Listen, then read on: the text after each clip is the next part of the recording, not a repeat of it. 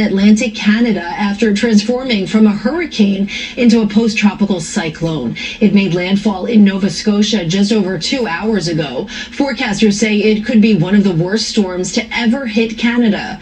This morning, meantime, a group of New Jersey state troopers are heading to Puerto Rico to assist local authorities in the aftermath of Hurricane Fiona. CBS 2's Christina Fan joins us live from MetLife Stadium in East Rutherford. Christina?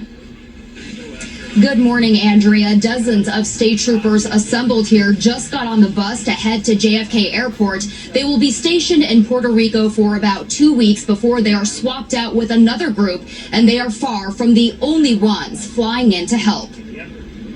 A contingent of 75 New Jersey state troopers boarded buses and then will get on a plane for Puerto Rico this morning, where much of the hurricane-ravaged island remains without power and water. It's a tremendous source of pride for us here that when disaster strikes around the country and even off the continental U.S., that they come to the New Jersey State Police to deploy and assist them. For many families and organizations with boots on the ground, the scenes feel like deja vu.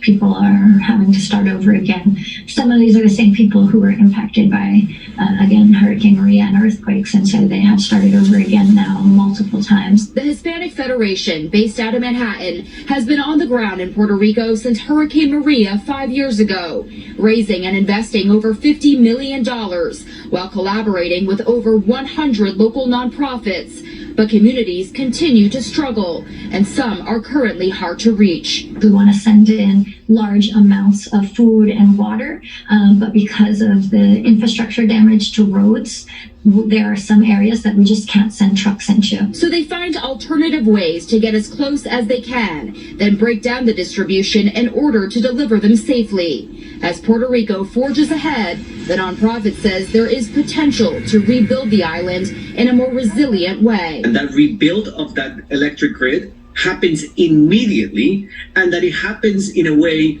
that it will be resilient and it will be less dependent on fossil fuel.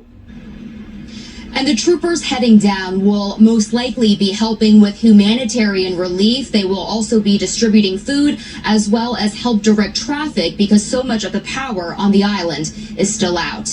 We are live from MetLife Stadium.